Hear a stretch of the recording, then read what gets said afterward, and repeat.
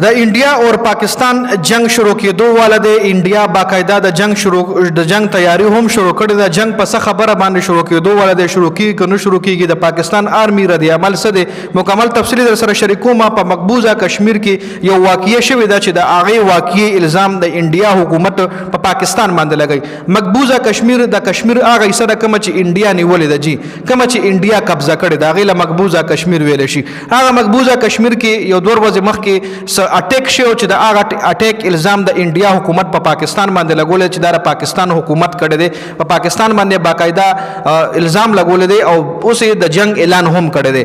اوس جنگ اعلان دا کومه واقعیت چې شوې ده دا پهلګام ولا ویل شي په مقبوضه کشمیر کې یو صوبه ده پهلګام ولا ویل شي هغه صوبه کې دا واقعیه شوې ده چې د انډیا کرکټرز هم په خپل سټیټس باندې دغه تصویران وغیرہ لیکلي دي. میډیا ټول ورځ لګیا ده میډیا د پاکستان خلاف ریپورټینګ کوي او اوس د حواله سره انډیا چې کوم پاکستان سره سن تاس معاهده وا هغه د ختمولو اعلان کړی دی.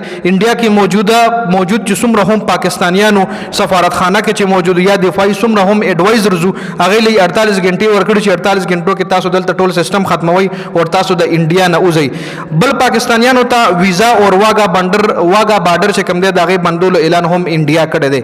انډیا پاکستان کې چې کوم د انډیا سفارتکارو هغه هم واپس غوښتلی دي. لکه مطلب انډیا پاکستان سره یو ځل بیا ترهګینی شروع شو. ترهګینی چون کې ختم نه و د 2008 داسې پاکستان او انډیا تعلقات خراب دي. په 2008 کې په انډیا کې په ممبئی کې حمله شوې چې دغه الزام هم د انډیا حکومت په پاکستان لګول و. نو اوس هغه نه پس خو تعلقات خراب خو دا اوس چې کوم تعلق خراب شوی دی هغه نه هم مزید تعلقات خراب شوی دي. د انډیا او د پاکستان تعلقات مزید هم نور هم خراب شو. خو بل طرف ته په پاکستان کې د پاکستان چې کم فوج دی ایو هم تیار ناشتي جنگي جهازونه چې کم دی هم خپل ایکسرسایز شروع کړی دي. کچري انډیا اٹیک کوي نو د پاکستان فوج با خپل جوابي کاروایی ضرور کوي. د پاکستان فوج با خپل ډیفنس سیستم چې کم دی الریډي اکټیو دی او خپل ډیفنس سیستم نه بعد انډیا آرمی ته قراره جواب ورکړي جی. نو دا ډیر غټ اپډیټس راغلي دي ډیر غټ خبرونه دي د انډیا طرف هم د انډیا چې کوم میډیا د پاکستان خلاف سپیشلی اجدا کم ریپورټینګ کوي. د انډیا عوام الریډي د پاکستان نه چې کوم نفرت ته هغه هم دغه میډیا په وجه باندې دي چې د انډیا میډیا هم دا غلط ریپورټینګ په دی وجه باندې کوي چې د انډیا عوام په دی خوشاليږي. کم سړی چې په انډیا کې اوسېږي او د پاکستان خلاف خبره کوي نو د انډیا عوام هغه ډیر زیات خوخی. دا تاسو به کتلی وي چې کرکټر چې کوم دی عرفان پټان شو د اکثر د پاکستان خلاف پوسټ وکي نو په دې باندې د انډین ډیر خشته کمنټ وکي نو د ډیر زیات خوشحال شي چې لکه انډین خو ما سره ولاړ دي. خو چې کله هم د مسلمانانو د هندوانو ترهګینی راځي نو دغه عرفان پټان خیر به پکې نه وي. الته کله په انډیا کې مسلمانانو ته ایکول رائټس نه ملاويږي. انډیا کې چې کوم مسلمانان دي هغه ته هندوان په درنسترګه نه ګوري. خیر د افسوس خبره ده خو دې کې انډیا د پاکستان سره د جنگ کولو تیاریان یا مطلب اعلان یا خو حالات چې کوم دي د انډیا او د پاکستان مزید خراب شوي دي دغه پهلګام چې کومه واقعیه شوې ده د دې په وجه باندې.